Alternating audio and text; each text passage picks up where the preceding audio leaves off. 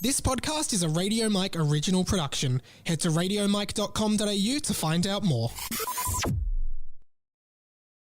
Hello everyone, Mike here. This is a special bonus podcasty kind of thing where me and Pat, producer and editor of this show, do a full spoiler review of Spider-Man No Way Home, the new Spider-Man movie.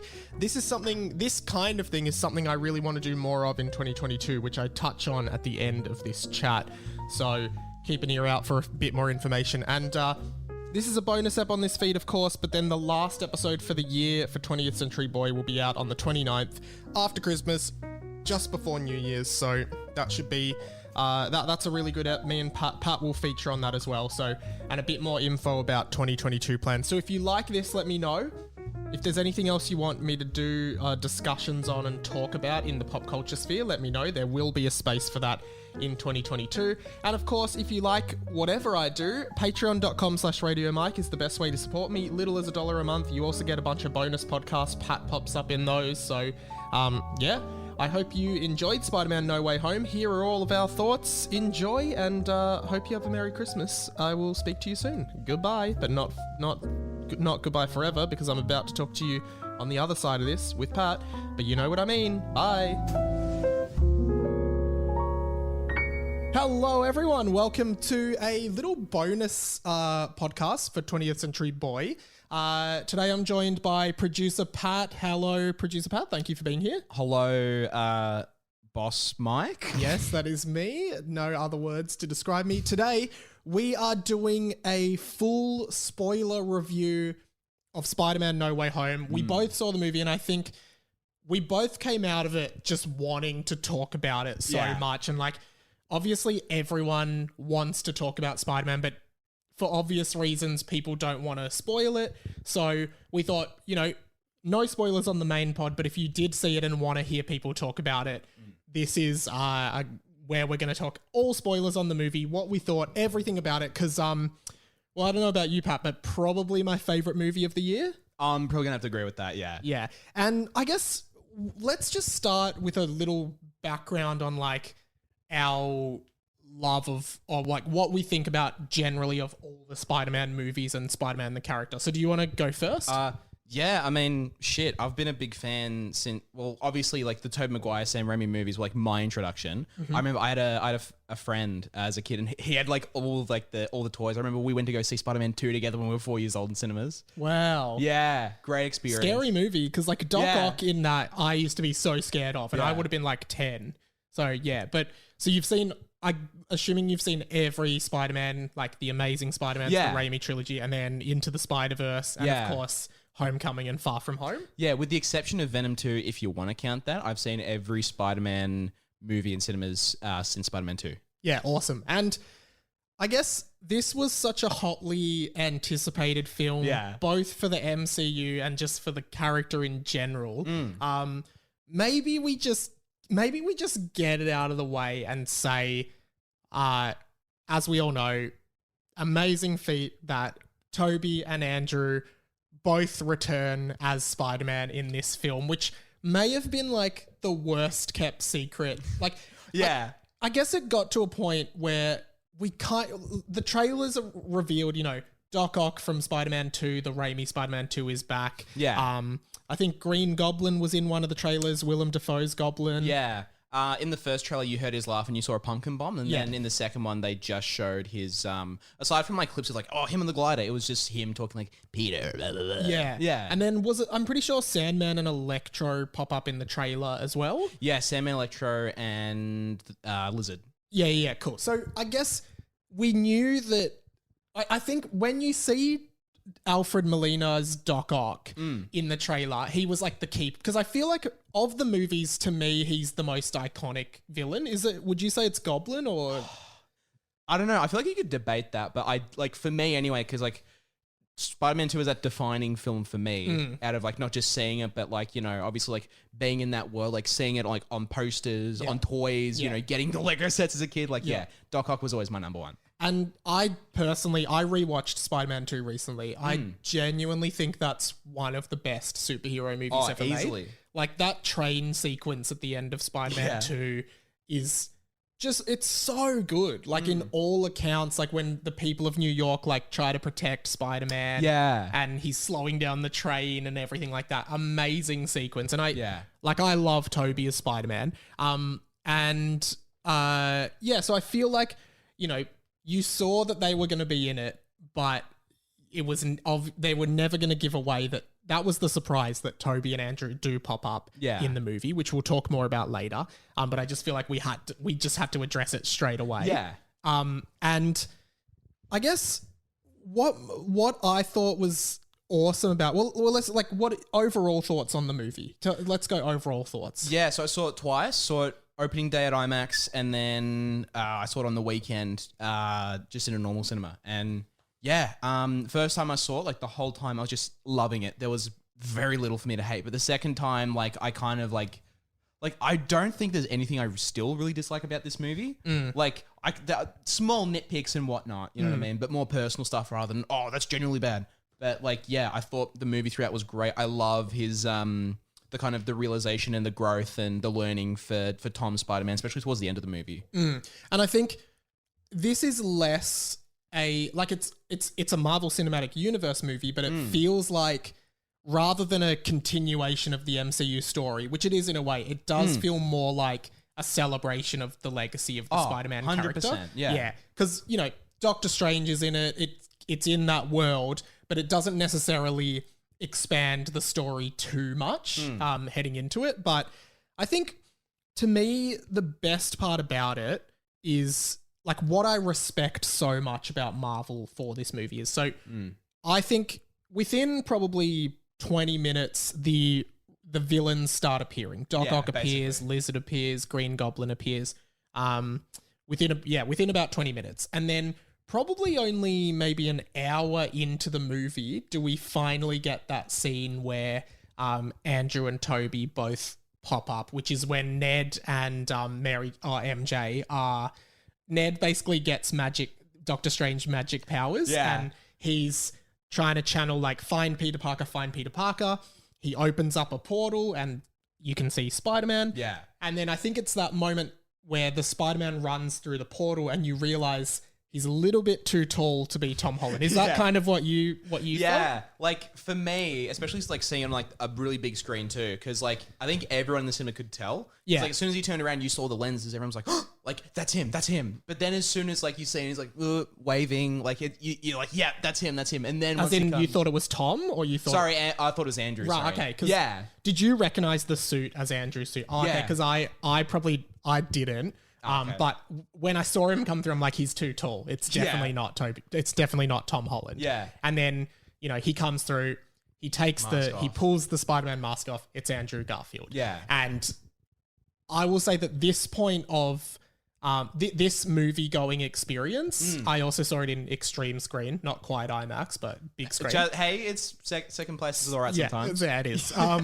But I've never been in a cinema experience where the crowd responded so much. How was yours? Yeah. Oh my God, mine was crazy because it was just super fans.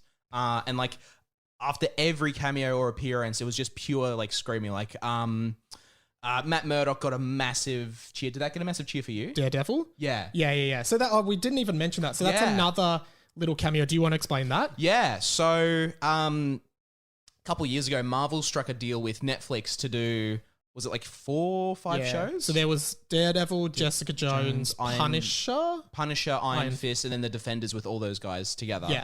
And it was always up in the air whether they were part of the MCU. Yeah, because like I didn't watch the shows, but I know that like they referenced events in the MCU, like the Avengers had a presence. But yeah, now that like Charlie Cox is back, it's like, oh, like is it canon or is it like... So Charlie Cox reprises his role as Daredevil from the Netflix movies in this, which he got a huge cheer. That was awesome. Yeah. Because that was another unexpected one. Yeah, that was a big rumor for a long time because like I consumed nothing but like rumors like until maybe like a month or two before the movie came out. I thought, okay, now I have to stop. Like, you know, because I'm gonna get something spoiled. Yeah. But yeah, like that got a big cheer.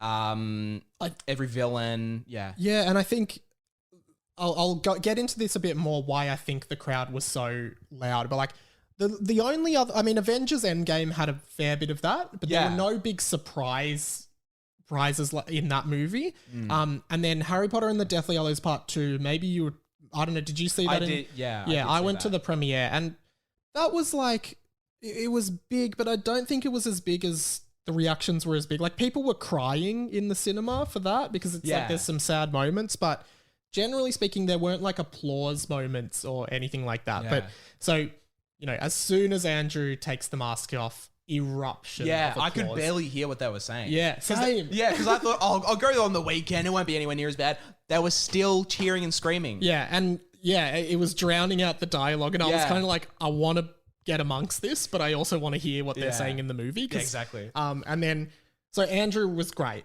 Yeah. I thought, or then maybe we continue with that scene, and then they're trying to, again, they're like, well, that's not our Peter Parker. Let's find the Peter Parker.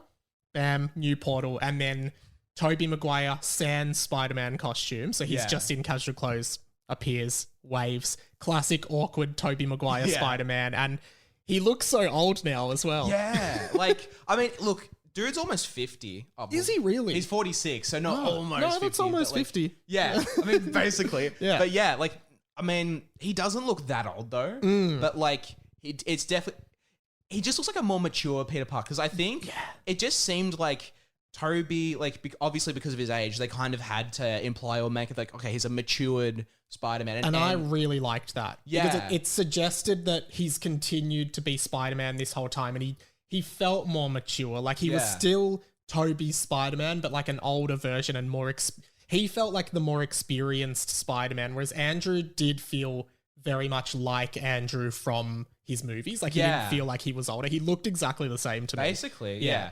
And like, yeah, Andrews felt a bit more, well, not felt more lost, but like he was talking, like, oh, like I struggle, I couldn't hold back my punches. Yeah. Like, We'll get to that in a sec. So this, and then when I think great call, Andrew's the first one, huge eruption, and then Toby's coming. Yeah. Like, I think it does make sense for Toby to be the bigger reveal. Like, Yeah. no shade against Andrew, who, like, it was an awesome reveal, but then I think Toby is very much like, Yeah. a lot of people are like, yeah, Toby is Spider-Man. yeah, especially because like, and I won't go on this for too long, but like a lot of people were really bitter towards Andrew, like, Yeah. leading up. Because I remember like, because I was reading on Twitter, like people being like, oh, bring back, make Amazing Spider-Man 3. And everyone was saying, where were you in 2014 when you were like shitbagging Amazing Spider-Man 2? Yeah. And like, not a great film. I'm not really defending that even to this day. I But don't think it's as bad as people say. Like, again, I think people really get angry in the moment, and then Yeah. you're rewatching, like it's fine. It's not terrible. there's But still stuff I hate about it, but yeah, like there's stuff that, Yeah. there's still some great stuff about it. Harry Osborn in that is woeful. It's some of the worst acting Yeah. ever. And but yeah, I actually, I know what you mean, but and we'll get to this as well, but I actually I watched it recently, and I did a Letterboxd review, and spoilers for a movie that came out in 2014, but Gwen Stacy dies at the end. Spider-Man Yeah. can't save her.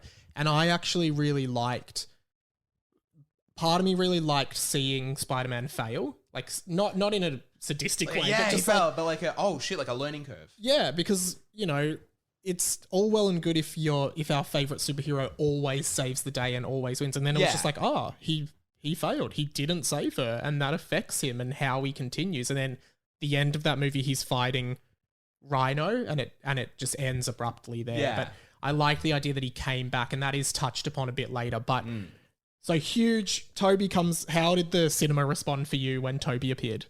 Oh, look, I mean, I can't really say if like one or the other got more cheer, but like I think the sense of and the weight of Toby's reveal kind of had a bit bigger of an impact of like the feeling of like the audience. Yeah. Because I mean, obviously Toby was like, he kickstarted like, the whole Spider-Man on screen thing. And so obviously it naturally has more weight, and older fans too. I would argue that Tobey Maguire's Spider-Man kickstarted what the MCU would become. I mean, yeah, basically. Like, that was when it was like, because it was one of the earliest, not the earliest superhero movies. There were definitely superhero movies all through the 1900s or whatever. Like, Yeah. since the birth of movies, but this was like the first blockbuster superhero movie that was really good. And then Yeah. Spider-Man 2 was better than Spider-Man 1. And it was like, this is what a superhero movie could be. But yeah, continue. No, and 100% agree, man. Especially because, like, you know, the decade before that, what'd you have? Like Blade, Yeah. and that was like, Yeah. it felt more of like felt more of like an action movie than like a superhero movie. But yeah, no, like Spider-Man probably like modernized it and like kind of was like, okay, this is the structure, this is the formula. And Iron Man, the first MCU, came out the year after Spider-Man 3, Yeah. interestingly. So that's just a little bit. But yeah, when Toby appeared, I loved it. Like, I fucking love Tobey Maguire's Yeah. Spider-Man. And when he just shows up so nonchalantly and waves at them and goes, hi. Hello. Yeah. Yeah. It was just so cool seeing him. Yeah. He hasn't really been in that many movies either. Like His Tobey. last credit was The Boss Baby. And then he was in The Great Gatsby Yeah. with Leo, and he was pretty like I actually think he's a really good actor. But yeah, just I don't know, just that moment, and then you know, it was like this thing of okay, it's happening. We're Yeah. here now, and then like knowing what are we gonna get now because they're all Yeah. gonna interact and stuff. Now one thing that I wanted to say is that the thing I respect most about Marvel in this movie is they could have had the whole marketing campaign around this fact. Easily. And, you know, that would have been so good. Gotten so many people in. But the fact that they didn't in any of the marketing reveal that Toby and Andrew were going to be in it, which any other franchise would have capitalized on something like that. You've seen it with Star Wars, right? First trailer for Star Wars 7, Han Solo and Chewie appear in the back. Yeah. Would it have been, I reckon it would have been so much better if it's like, hey, it's Star Wars Episode 7, it's just in the future, bam, midway through the movie, we see Han and Chewie, surprise. Yeah. But they ruined it in the trailer, so it wasn't a surprise. Same with, I guess the surprise in that was Luke. We didn't know Luke would appear at the end of that, but I still think they could have not relied on that for the marketing, right? Take the newest trailer for Flashpoint DC. Yeah. Ends with the reveal that Michael Keaton's Batman is going to be in that movie. Again, great marketing. People are going to see it. But to me, that says we don't trust this brand enough to not have to market a legacy character or a nostalgia blast, right? Whereas Marvel's going, we back the MCU. We back Tom Holland as Spider-Man. We believe people are going to see this movie regardless because we trust it. We trust our brand. We trust the movie we've made. And we're not gonna put it out there that the biggest thing about, we're not gonna basically use the biggest part about this movie as a selling point. Yeah. And it still cleans up at the box office. People still go see it. Like, Not to interrupt you, but No Way Home at the moment has made just over 600 million worldwide. And it's the third highest grossing movie, not of the year, but the highest grossing Western movie of the year. Because the highest grossing movie, we haven't gotten like a movie that's made over $1 billion since 2019. was that Endgame? Yeah. Yeah. Okay. 3 billion, whatever it was. But yeah, the highest earning movie of the year is like an international film, and it's I think it's made 900 Probably million. a Chinese film. Yeah. Lots of Chinese films are now grossing heaps because there's such a huge audience for them. Yeah. And that's why so many like American movies are trying to incorporate like Chinese stuff because they want to sell to the Chinese audience. But yeah, I mean, like the fact that it will hit $1 billion. It'll absolutely hit $1 billion at least. But yeah, I just think, you know, they could have all three of the Spider-Mans on buses and billboards and trailers and be like, look, come and see everyone. But it's like, no, we're not doing that because this is just Spider-Man with Tom Holland and come and see it and you might get a surprise. And like, I just love that they backed themselves like that and didn't ruin it because then everyone was speculating anyway. And then everyone like the reason I say it's like the worst kept secret is because like we all knew it was going to happen, but we didn't see them, right? So that moment in the cinema where they appear is that moment where you're like, oh, they're here. It's not like I've seen it in the trailer, so I'm just waiting for that moment. Yeah. You don't know when it's going to come, and it's like this huge dopamine blast when it happens. Yeah. Oh my God. Respected that so much from Marvel. I thought it was just so good. And I think we got to talk about like just before the battle that like the conversation between all three Spideys and like the casual, like my back, like that stuff. Also, lots of callbacks and stuff. Yeah. I got to say this. The thing I loved the most about that was they were all comparing, I fought this villain, I went to space. And Andrew's like, I'm so lame compared to you guys. And Toby's like, what? You're not lame. He's like, you're amazing. Like, what's this negative talk? You're amazing. And I felt like... I didn't even realize because he's the amazing Spider-Man. Yeah, not just that, but it also felt like it was like him trying to, because like so many people like would shit talk Andrew Spider-Man for years, and that was them trying to say like, shut up nerds, this guy was awesome, it's not his fault. Oh, I love that. Yeah. Yeah. So let's go on to like the interactions between the three Spideys learning about each other, because there's a lot of comedy in that. Yeah. A lot of fun, but we also learn a lot about what happened to Raimi's Spider-Man and Andrew Garfield's Spider-Man Yeah. post their movies. So we learn that Andrew Garfield's Spider-Man, he opens up a bit and talks about how Gwen Stacy's death affected him. And like they're quite emotional moments. So he mentions that a lot. And then Tobey Maguire talks about MJ and how they've made it work. And you find out there's like a happy ending there where they're together now in their timeline. Yeah, there was a rumor going along for a while that the actress Kirsten Dunst, that she was going to appear and like they were going to have a kid together. But yeah, I guess that's pretty much implied. Yeah, Like- yeah. And I really liked that because because everyone's like, oh, Spider-Man 4, The Amazing Spider-Man 3, and it kind of gave you that closure of what happened to them. And yeah. And then what else stood out to you in terms of the interactions between the Spideys? I mean, like I love the whole like the fact that they touched on it more than once with like, you know, Toby being the only one who has like organic webs, Yeah. right? And So obviously Andrew and Tom's Spider-Man, they have web shooters, so they create their webs. Yeah. Whereas I actually prefer Toby's because he's he actually has the webs inside his like bloodstream. Yeah. And they're coming out of his body. like, And- wouldn't it make sense? Like if you got bitten by like a radioactive spider, you'd get that ability. yeah. Because what I don't like is that means like theoretically anyone could have that. Yeah. Yeah. I think maybe like the whole thing was like, oh, like Peter's such a gifted like person that he invent made it. that. Yeah, Yeah. yeah. But like I think it definitely like, and it adds to his character, but I don't think we necessarily need to have that. 'Cause No. Yeah. But I loved Toby, like they're trying to grill him on it. They're like, oh, we just don't get it. So they Yeah. just come out of you? Like where else do they Yeah. come out of? And he's like, hey, like I don't want to talk about it. Like it's like breathing. Like I Yeah. just breathe, I just make webs. And I thought the way Toby like delivered it all, Yeah. like he still is, it's like he just picked up right where he was with the character and like just fell straight into it. Yeah, I loved that. And then Peter 1, Peter 2, Peter 3. Yeah, Peter 3. Yeah. That was so good. Because like you couldn't say, oh, Toby Andrew. You can say Raimi Webb. Exactly, because Yeah. part of me was like going, just call them Toby, Andrew, and Tom. And then I was like, oh wait, they don't know that in the movie. Yeah. Like, but yeah, so Peter 1, Peter 2, Peter 3, that was really funny. And then what else was there in terms? Oh, there was a lot of like just okay, no, I'm blanking. Well then I'll pick up. I think not just the villains with how they were like early in the, I think we're probably talking more about towards the end now, right? Yeah, Like yeah. I think, look, I'll start with this. Jamie Foxx and Andrew together, like after like, Electro loses his powers. Yes. And then he's like, and it was really cool seeing Andrew saying like, man, like I never saw you as a nobody. I always cared for you, man. Yeah.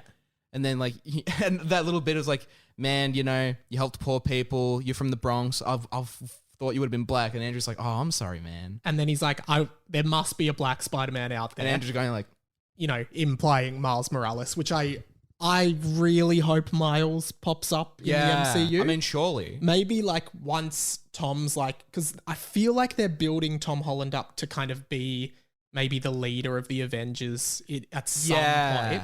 So I'd love if a new Spidey comes in to work with him then. Yeah, and then, definitely. So that would be awesome. Like I'm sure Miles will pop up. Like he's been in the Spider-Man games. Yeah. He's Into the he's had Spider-Verse. Into the Spider-Verse. Like it was one thing like 5 years ago where it's like, like only comic nerds knew him, but now that like, he so is. prevalent. Yeah, and what I love about it great is character.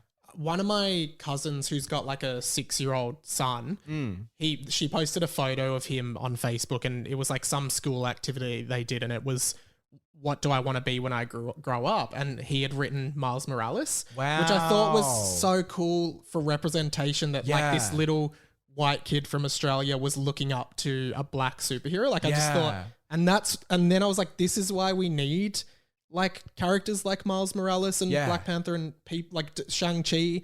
And that's again like a testament to what Marvel is achieving, like in terms of diversity and representation and stuff. Like genuinely really like that. Yeah, same. Like, it's one thing when like nerds like, oh, force representation, you know what I mean? But like, But it doesn't feel like Miles to me has never felt forced in any way. no. But yeah. And it's like, there's obviously going to be multiple interpretations of character. It's like with anything, not just with that. If you think about, like, we've gotten like over 10 generations of like the Teenage Mutant Ninja Turtles. We've got like multiple. I know this is not in the same ballpark, but we've got it kind of is. They're comic book characters. Yeah, and so like it makes sense that like, you know, if you're doing like another interpretation, like obviously Miles isn't like another Peter Parker. He's not like a black Peter Parker or anything. But like, you know, he's his own character. Yeah. He's got his own storylines. Like, yeah, and I think that was a really cool interaction. And then there's little nods, like Norman Osborn says, "I'm something of a scientist myself." That was a great callback. He says in Spider-Man 1. Yeah. And when I actually really liked the moments where Doc Ock and Toby face each other for the first time, and Toby takes his mask off and he's like, "How have you been? You're all grown up." And Toby's like, "I'm trying to do better," which he also said to Doc Ock in Spider-Man 2. He says, because in Spider-Man 2, Doc Ock is like, "I've heard you're really lazy," and Toby's like, "I'm trying to do better." So that was another. God, that's true. Yeah, I didn't realize that. Yeah, that was another callback that I probably wouldn't have picked up if I didn't watch Spider-Man 2 the day before I saw No Way Home. Yeah, I wish I did that.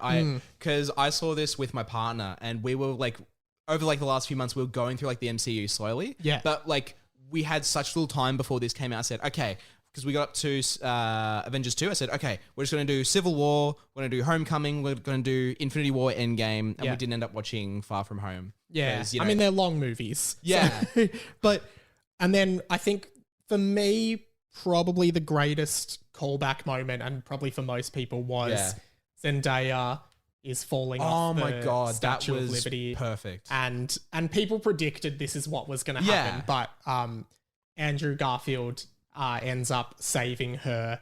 Basically, it's the exact same way Gwen Stacy died in Amazing Spider-Man 2. Yeah. So Andrew Garfield catches her instead of her dying, and he says to her, and the acting was so good. You felt every part of this, and he says to her, "Are you okay?" She's like, "Yeah." And then she says, "Are you okay?" And he's like tearing up because he's remembering what happened to Gwen. And he's like, "Yeah, I'm okay." And I nearly cried a few times in this movie, and that was like pretty much when a tear was coming out of my eye because it was so perfect. I read something that I thought was really cool, and someone had said like the reason Andrew was able to catch MJ was probably because like he'd thought about the moment of like what he could have done differently for Gwen like so many times in his head, over and over in his head. Yeah. So and it's interesting because Tom Holland's Spider-Man does jump down to get her, but then I think the Goblin pushes him out of the way, and then Andrew just jumps and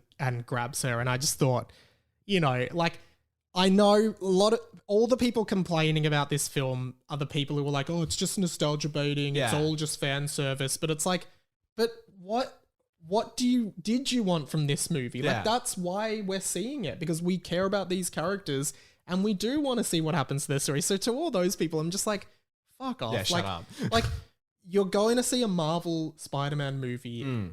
Like, what do you...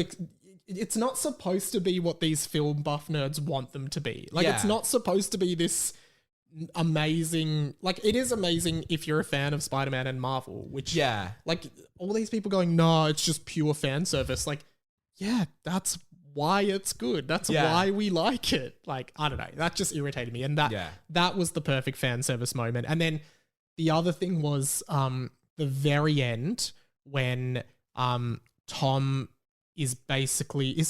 It's Green Goblin at the end that he's going to kill. Yeah. Because spoilers again, Aunt May dies. Yeah. Which is really sad. And that's another super sad moment. But strong moment for the character though. Necessary moment for the character. And what I really love about it, and again, it's nostalgia baiting, but Aunt May before she dies says, "With great power comes great responsibility." And I like that because like, I just like that. To me, it makes sense in universe that that happened in Toby's universe, and then it would also happen in Tom's universe as well, that the universes like parallel with each other a little bit. Yeah. Like, I really like that. And then the one thing I think, so, you know, Toby is so angry at Goblin that he's gonna kill him. Yeah. And sorry, Tom is really angry, he's gonna kill him. And then Tobey Maguire comes and blocks him from killing him, and Toby's just looking at him sternly because he's had that discussion of like revenge is not the thing. And Toby says, does Toby say to him, with great power comes great responsibility as well? Oh, yeah, because it's Tom who says it, like, with great power, and then it's Toby who finishes it, yeah. Yeah, comes great responsibility, yeah. And then, but when he's kind of making a barrier between Tom and Goblin to stop Tom from killing Goblin, I thought there Toby was going to say, with great power comes great responsibility, but he didn't. But, like, I mean, you can't have everything you want. Yeah. But I thought that was a perfect moment for it. Yeah, and even and him getting like stabbed by Goblin afterwards, and him be like, "I'm okay, I've been stabbed before." I was so worried he was going to die. Same. I was like, oh no, they're killing off Toby's Spider-Man. Yeah. What the hell? But, so what was the my back thing? So in Spider-Man 2, Yes, I remember. when he's like testing his powers out again, it's like, woohoo, I'm back. I'm back, yeah. Yeah, and then he falls off like a building, and he lands on these cars, and he gets like, oh, my back cracks. So I think it was a bit of a callback to that. Because he says my back's really sore, doesn't he? At the Yeah, end. basically. And also, apparently behind the scenes, the my back thing was also a joke because Toby had I've heard this. Yeah. So for those who don't know, Toby had like a really bad back injury like just before the shooting of Spider-Man 2. And there were conversations that they were going to get someone else to play Spider-Man. And it was going to be Jake Gyllenhaal. It was going to be who Jake ended up Gyllenhaal. being Mysterio. Yeah. So, but yeah, that like, hang on, quick sidetrack. Could you imagine if that actually happened? Like, because there would have been like a Spider-Man trilogy with like inconsistent actors. Yeah. Like, Yeah. and then if they went on to do a third one, it's like Toby can't be like, oh, I'm fine now. Like they have to keep doing it with. It like, would have just been a new continuity, probably. Yeah. Maybe. I don't know. That would have been so weird. But yeah, so Toby was complaining about his back and they wrote it in as a joke. Because Yeah. apparently he was saying, I need heaps more money because it's impacting my health. Yeah. And I'm going to leave. And then they're like, all right, well, we'll just get Jake Gyllenhaal to do it. And then he was like, all right, I'll do it. And then they Yeah. wrote that in as a joke. But yeah, I really like that as well. And then, yeah, just, I mean, in terms of MCU stuff, like Doctor Strange was awesome as always. Like I thought Yeah. him and Peter Parker together were really good. Did you? Yeah, definitely. That I mean, because like with the MCU Spidey, like he's always seemed to have like kind of mentor. You know, Iron Man the first one, Nick Fury in the second one. Makes sense that they get Doctor Strange. But it was like a bit more of like a disciplinary, like not as much as Iron Man was a mentor. Do you know what I mean? Yeah, as much as like a hey, I'm around. Oh, you fucked up. I'm taking your suit. Yeah. Also, we haven't mentioned this, but when Tom says I'm in the Avengers, Yeah. and then Toby's like, oh, that's awesome, and Andrew's like, what is that, a band? Are you in a band? Which like heavily implies that like those other characters like don't exist at all from their universes. They come from like Spider-Man only universes. Yeah, and I like that. So Yeah. like it implies like in Toby's universe there is no Iron Man, there's no Hulk, Yeah. but in Oh, sorry, not to cut you off, but do you remember that little throwaway joke from the second one where they like, Doctor Strange. yeah, Yeah. perfect mistaken, Yeah, and like, so it implies that there is a Doctor yeah, Strange, but probably not the Doctor Strange. but it could be some Yeah, form. or of maybe him. the Stephen Strange in that universe is still just a doctor, never became a. Yeah, he's just wizard. yeah, and I like that because in Tobey Maguire's universe, Kurt Connors is his professor. But Yeah. he's just a good guy. Whereas in Andrew's universe, Kurt Connors is the lizard. He becomes the lizard. Yeah. and becomes a villain. And I really like that. One omission is, and I get why, but Eddie Brock from Tobey's universe from Spider-Man 3 doesn't pop up here. I would have liked to see that. I mean, by the account of the story, which is that all the people who knew Peter was Spider-Man Yeah, rifted into the universe, then he should have been there. yeah, like logically, he should have been there. Topher Grace's Eddie Brock is. Yeah, which I know like a lot of people like, you know, ragged on him. Like I obviously, thought he was cool. yeah, like I kind of felt like with Topher Grace, and like this isn't like a diss him at all. I love like that 70s show is like my favorite show of all time. Yeah. Like, but he kind of felt like he was kind of doing like similar. He was acting similarly to what he was on the show. Like Who it was, is his character again in that 70s show? so he's the main character, Eric Foreman, who's Oh, the yeah, kid of Kitty and Red, who Yeah. you know, where the house is the main location. Yeah, okay, cool. Yeah. And like he was very similar to that. Maybe that's just because like I just watched so much fucking like that 70s show. But Yeah, sure. But no, like yeah, logically he should have been in it because like he Yeah. knew who was. But I think the reason they didn't get him in is because there's currently a Venom series, and I Yeah. think they didn't want to confuse branding there. Like, there's no real other clash, you know, because they're not making money off. Well, they're not currently making more Tobey Maguire Spider-Man films, so it's fine for him to be there. There's no confusion. But if there's suddenly a different Venom, it just clashes with what they're On doing. top of there. Tom Hardy, and now like the symbiote is in the universe too. Yeah, well, let's get onto that. So, have you seen Let There Be Carnage, Venom 2? I haven't seen the second one. Okay, But I so I know saw at that. the ending, it's like, oh, where are we? We're in a different universe. So And it's Jay. at the Johnson. end of Let There Be Carnage, Tom Hardy and Venom get sucked into the multiverse, and they end up in the MCU universe, and they see the news report from J. Jonah Jameson at the end of Far From Home, where they're reporting Spider-Man's identity, and then when at the post-credit scene of No Way Home, he's in a bar in that universe, and then because of the ending, he gets sucked back to his own universe, but part of the symbiote stays in the MCU, which does suggest that another Venom could come to the MCU. Yeah. Now, what do you think about that? Because like, this is interesting because Sony does have their own Spider-Man universe that doesn't have Spider-Man. Sony universe. Yeah. Sony's universe of Marvel characters, whatever It's they're called. Sony's universe of B Spider-Man characters, B-grade, but yeah. not Spider-Man. So they've got Venom is the main one, and then they're doing what's his name? The magic guy, Mephisto. Is it Mephisto? No. They're doing Kraven. Kraven but the I think- Hunter. let me just look it up. Yeah, look it up. You keep talking. So they're doing Kraven the Hunter with Aaron Taylor Johnson. Yeah. The Venom stuff. They're probably going to make a third one, which could... Oh, and the fact that Tom Hardy went through that and like, you know, at the end of Venom 2 and No Way Home, that could imply that he's like... That could be a multiversal movie, maybe. I've seen rumors that Venom, like Tom Hardy's Venom's going to fight Tom or could even fight Andrew. Like their versions of because Spider-Man. they're now... So it's Morbius that I was thinking of. Sorry, not Morbius, yeah. Mephisto. That's right. Yeah, there are rumors now that they are approaching Andrew Garfield to do a Sony Spider-Man. Which I'd be really happy with. I'd be happy with as Yeah. well. I don't know if Marvel will be happy with it, right? But like the renewed popularity of that character is there. But I just think, I mean, Sony's trying to do this Spider-Verse thing, but it's like, I don't know, it's just not that, it's not amazing. And they're trying to make it part of the MCU, but it's not, but now it kind of is. And I guess I'm open to those characters coming into the MCU, but I don't really care as much. Yeah, I mean, I guess look, with the fact that Spider-Man like is still under Sony's belt, like really anything they do could, you know, you could like not like take away the multiverse stuff. It's like really logically they could totally like make a connection or something. Yeah. Like not just like they can't reference the MCU like, you know, point by point, but they can reference, you know, their movies that have been set in the MCU and whatnot. But And I think I heard that Vulture from Homecoming, Michael Keaton's Vulture, is going to be in Morbius. Yeah. Which is also interesting. And it's funny that Michael Keaton is now like capitalizing on playing characters he's played in the past as nostalgia. Dude like was like one of the biggest actors. Yeah. Then he had a bit of a fallout, and then he had a massive resurgence after Birdman. Which is a phenomenal movie. One of my favorites. And that movie is so meta as well. Like, Yeah. the whole thing is, it's about an actor who used to play a character called Birdman. Yeah. It's basically Michael Keaton used to play Batman, and now he's trying to reinvent himself in theater. So great kind of superhero. It's not a superhero film, but it's like a philosophical movie about a guy who played a superhero. So yeah, I like that the worlds are intersecting a bit.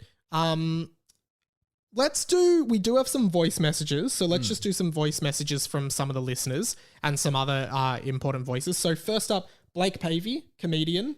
He has sent in a voice message. Let's hear it. Okay, my thoughts are, when I was driving to the cinema with my best mate who I'd seen Infinity War, Endgame and all of these other Marvel movies with, I turned to him and I said, if anyone like claps or cheers in the middle of the movie theatre, I'm going to lose my shit, because I absolutely hate whenever any of that stuff happens. I just think you contain your excitement. But when Toby and Andrew showed up, I started clapping and cheering. Like, I could not contain like how excited I was. That was literally are just the best cinema experience I've ever had. And I'm so glad that they didn't rely purely on nostalgia. They put those bits in there, but it was its own film as well, and they pulled it off perfectly. We had so much hype, and they just exceeded it tenfold. So I loved it. Thank you, Blake, for that. We also have one from Dave Lee of Dave Lee Down Under, the YouTube channel. Dave, thank you. Let us know your thoughts on No Way Home. Hey, Mike. Dave Lee here, calling in with my quick thoughts on Spider-Man No Way Home. As you know, I am over in the UK at the moment. The number one thing I said when I came over here, obviously because massive COVID spike at the moment, the number one thing I said was, there's no way I'm going into crowded spaces. You will absolutely not. No chance will you get me into a packed cinema. Spider-Man somehow got me into a packed cinema at the height of the pandemic. And it seems it got a lot of people out to the cinema because this is the second highest opening movie of all time, ever, which I think is just absolutely insane. And this movie just kind of melding together like my childhood, my teen years, and my adult years into this big bundle of nostalgia was just so awesome. I loved this movie. This is when I saw Avengers Endgame, I came out thinking, that's it. The MCU is never going to deliver us anything that big ever again. We'll never get a payoff this big. And somehow Marvel have delivered this like 2 or 3 years later with Spider-Man No Way Home. And this is an unprecedented film. This is something that I never thought would ever happen. It's not something I ever even dreamed would happen. I won't lie. I got very emotional during the movie. Multiple times was I tearing up. Not just like at the sad emotional moments, but during the happy moments, the big energetic moments. I was just overwhelmed with happiness. You know, it's crazy to think, you know, I was a 10-year-old kid just absolutely blown away by this original Spider-Man movie, and now here I am, a 30-year-old man crying in a cinema because Toby's back and Andrew's back and they're there with Tom. I don't know. I thought this movie was great. I really hope you loved it, and I hope your audience loved it as well. Thanks for having me on the show, sort of, in a roundabout way. I appreciate it, and Merry Christmas. Let's talk a little bit more about the ending and the future of the MCU, because let's say, I mean, I don't think Andrew and Toby are going to appear again. I think this is a special moment for fans of Spider-Man. Oh, definitely a one-off, yeah. Yeah, and I think it was really important. And I mean, I know you were about to lead into something, but can I say, now though, I really do want to see interviews with Andrew and Toby talking about... Me too. Because now that it's not a secret, I'd love to just hear them talk about how it came together. I need to just say this quickly before I go into what I was going to say. The one thing that I was like, I'm shattered that we'll never get to see is that the fact that, like, because, you know, they kept it a secret, because in my head, I pictured, oh, great, the red carpet, the premiere. So we're going to see all 3 Spider-Men. We're going to see Sam Raimi, Mark Webb, and John Watts all together, like a little huddle, like, oh, we're together. You know what I mean? All the former stars of, like, not all the former stars, but the villains that are in it, at least. Yeah. And maybe some other people who, like, you know, who were in older movies. Kirsten Dunst or whatever. Yeah. Exactly. Yeah. But, so we won't, but they didn't go to the premiere, obviously, because it would have ruined it. Yeah, man, like... which is so, like, it's so cool that they're such a big part of the movie, but they kept it a secret. I know. I mean, it was so obvious at the end. If you're on TikTok and, like, you'll see so many times where Tom Holland and Zendaya and Ned's actor, sorry, I don't know his name, are just... Jacob something. Are just deflecting the obvious things. Like, there's one where... No, they're not in this movie. There's actually one where I think it's Jimmy Fallon is interviewing them and Doctor Strange's... Ben Cumberbatch, Ben Cumberbatch, yeah. Nicky Cumber. And he shows them the part of the trailer where Lizard gets punched by no one. And he's like, so here, Lizard gets punched by the air. Who's that? And they're all just like, oh, that's just some debris from the building falling down. Or like, I think he just like flinches or something. And then I think Dr. Benedict Cumberbatch just goes, you know, Jimmy, with great power comes great contractual liabilities. Which, like, that's so good. Yeah. And there's heaps of moments like that. There's some where Tom Holland is actually like, so like I was a huge fan of the Toby and Andrew Spider-Man. So like to bring these characters back, like to bring this character back of Spider-Man, like he quickly corrects himself. But yeah, it was out there. So the end of the movie, we see Spider-Man in... Yeah, well, let's just talk about the end. Do you want to walk through what happens at the end? So I was really happy with the ending. Like I thought, because especially it kind of left it in a place, left a lot of breathing room for the character. Because you basically with the ending, Toby kind of sacrifices himself, not in like for death, but like he's like he goes, make everyone forget me, so all this just goes away. That's not Toby, that's Tom. But yes, It is one of the T's. But Spider-Man 1, Peter 1. Yeah. Peter 1. Fucking the British one of the British T. Yeah. Okay, the British T, because Andrew Garfield is also British. Yeah, but he's British A. Yeah, he's British. Okay, continue. But what the fuck was I talking about? You were talking about the end. So Tom makes Yes, everyone Tom. forget that he's Spider-Man so that everything goes away. Yeah, and like he goes to May's grave, not even happy recognizes him. Like he talks about like, Spider-Man thing, so people know about Spider-Man. And obviously they don't know he's Spider-Man and they don't know him. And you see him at the end walk into his own apartment, so he's kind of on his own. By the way, I just want to say quickly, when he walked into the apartment, it was going to be the same apartment that Toby had. Because you see the light, like in him, like the older looking door and building. I thought it would have been the same. Yeah, but it's a different New York. So, Yeah. like I didn't think that, but yeah, I get why. Yeah, my friend, my best friend saw it, and he said, "Man, I would have loved it if like Tom said, oh, thank you, Mr. Dickovich.' Oh yeah. That would have been funny." But actually, can I just? We're kind of just spitballing around Yeah. now. We're wrapping it up, but one thing that I did find really interesting that potentially paints them into a corner is that Norman says at one point, Oscorp doesn't exist here, which to me means that now, I guess they wouldn't, but now Green Goblin couldn't be really, it couldn't be Norman. There's other Green Goblins, but it couldn't be Norman Osborn in that universe. Yeah, I guess the only way they could kind of retcon that is by saying, but there's Norm Corp. There's Norm Corp or Osborne Enterprises. Industries exists in Chicago or another city, or they're in London. And the other thing is, sorry, before I go back to you, but James Franco doesn't appear in the film. Yeah, understandably so. Understandably, also kind of makes sense because he is mentioned because Ned says to Toby, Did you have a best friend? Did you have a best friend? And then Toby's like, yes, he died in my arms, which is funny.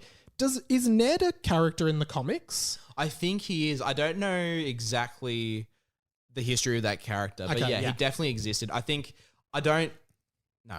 I'm not going to pretend like I know what I'm talking about. So Franco does not appear in the movie. And I'm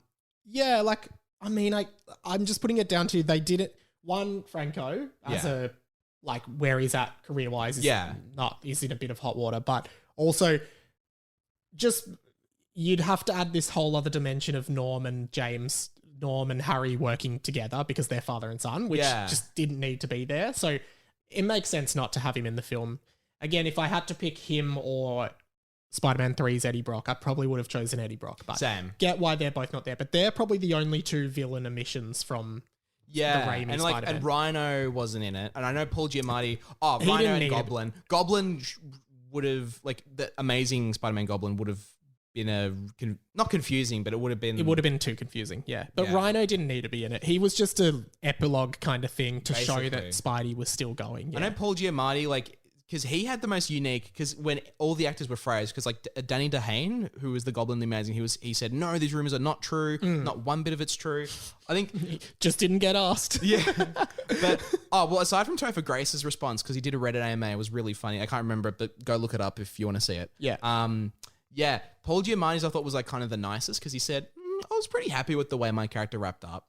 Wasn't he in it for like 2 minutes, literally? Basically, dude probably got paid heaps. Your character didn't wrap up. Your character didn't even begin, really. But I think he phrases like, I'm accepting of my character's thing, which sounds like, which translated to like, I would have liked to be in it more, but I got paid, so. There was, because the Amazing Spider-Man 3 was supposed to be the Sinister Six, which kind of is almost what this was. But yeah, so everyone's forgotten that Tom's Peter Parker is Spider-Man. He has that meeting with Zendaya and Ned in the cafe. They don't recognize him. They're both going into college. Wondering what you think happens moving forward. Like, I mean, it could be as simple as, hey, Doctor Strange, can you do a reversal of that spell just for... Like, it could be that. because I don't know, like, how do the, I mean, I guess that's the premise of the next Spidey movie. What worried me, I thought, oh, are they writing him out? Like, is he going to be out of the MCU? Is this And like a... maybe they bring in Miles or something. Yeah, that would be cool. But yeah, and obviously you see he's got a new costume. You can tell he's made it because he's got like a sewing machine, you know, and he's not relying on like the Stark tech anymore. Yeah. You know what I mean? He's like his own person, and it shows like the growth of the character, which I think is so cool. Because like I know a lot of people were just like, oh, he's Iron Man Jr. They're just giving him everything, especially in Far From Home. There was a bit of like an overdose of that stuff. But like I think this is the right direction for the character to go. And you know what? You know what actually would be cool? Because it kind of gives them, I know they've confirmed there's going to be another Spidey movie. Yeah. But it kind of gives them permission to sleep on Tom Holland for a while. And then maybe in 5 years, they do the Miles Morales Spider-Man. Yeah. And then in that, Tom Holland Spider-Man appears and goes, hey, I'm still here too, and helps Miles Morales. Maybe something like that would be cool. Cool ending. No post-credit scene. There's the mid-credit scene we spoke about. The post-credit scene is a trailer for Multiverse of Madness. Yeah. Which does suggest that there will be more multiverse stuff. The rumors I've heard is that they're gonna do basically the Fox stuff. So Okay, so, and that was the thing. When WandaVision was airing early this year, everyone... That was kind of the opposite of what happened with No Way Home, where everyone was saying that, because they had the thing with Quicksilver being the same actor that played Quicksilver in the X-Men, the Fox X-Men, but it didn't end up being him. It was Eric Boner. Yeah, Boner. it was that was really disappointing. But then everyone thought that was a fake out, and then thought Magneto, who is Scarlet Witch's dad, was going to be in the last episode. Did you hear those rumors? I did hear stuff like that. And then it didn't happen, and everyone was like, and that was kind of a thing of like, there were no promises, so you can't be disappointed that we didn't deliver. But then No Way Home, they kind of faked that out. Like they didn't promise anything but delivered. So is that kind of where the rumors are heading? Yeah, what I've heard, the main rumor I've heard is that Patrick Stewart's Professor Xavier is going to appear. Yeah. Because, you know... That'd be so good. Man, that would be great. But yeah, Multiverse of Madness. So obviously now Disney has their hands on like the Fox stuff. You know, it wouldn't surprise me if they got permission from other studios. Like, hey, can we have like Eric Bana as like, you know, probably not that stuff. I know, a bit of a stretch, but I'm saying... Imagine if Edward Norton came back. Hey guys, there's me and Mark Ruffalo. Oh. But like, we got to get something X-Men related in there. Yeah. Like, that's where it felt like WandaVision was heading towards. Yeah, I guess, I know what they said, or not they said, but, you know, they're pretty much, they want to have a break on the X, because the last movie came out in 2019. Yeah. So, or 2020 if you count the New Mutants. But which you don't. Yeah. Because that was terrible. Yeah, but like the Fox X-Men closed in like 2019, so like they want to give them a few years. The rumors are that the first MCU X-Men movie is going to be dubbed The Mutants, and it's going to follow like the original like X-Men storyline from like the 60s. Like it's so not the modern version with like Wolverine, Storm, Beast, that stuff. Like I mentioned they'll bring him in, and obviously like they'll probably like, even regardless, they'll still bring in Wolverine because he's such an iconic character. Yeah, well, you know what I mean? That's my thinking of like 10 years from now, what's the next huge thing? And it's like, they pay Hugh Jackman $50 million to just be a cameo as Wolverine again. Like, and he is in one of the MCU movies. That's what, like, because he's said, like, I'm not doing Wolverine again, but like, I reckon that'll be it. Because sometimes I'm like, it wouldn't happen in like the Fantastic Beasts Harry Potter spin-off. It wouldn't happen in that. But I think if they ever do like another Harry Potter spin-off series set in the future, I reckon like getting Daniel Radcliffe back for like a... You know, Mandalorian season 2 when Luke Skywalker appears? I feel like one day Daniel Radcliffe will do that same kind of thing with Harry Potter. Yeah, definitely. Like okay. So there's Multiverse of Madness. We also have Thor, Love and Thunder coming out at some point after that. And then a couple more coming out as well. But, I mean, maybe let's leave it here for now. But if you liked this, I won't announce it, but in 2022, I'm going to be repurposing a feed to do more of this kind of stuff as extra stuff. Pat will definitely pop in if he's interested. But yeah, thank you so much for listening. as always, if you want to support my stuff, patreon.com/Radio Mike helps me pay Pat, helps me pay for the podcast. And yeah, let us know what you thought of No Way Home. I think, what would you give it out of 5? Like a 4.5. Like I gave it a 5. Yeah, I think it's the basically best, it's the best movie I've seen this year. Easily. Yeah. All right, guys. Thank you so much for listening. Any final words, Pat? Thwip. Okay. See you guys. Thank you so much for listening. We'll speak to you soon. See ya.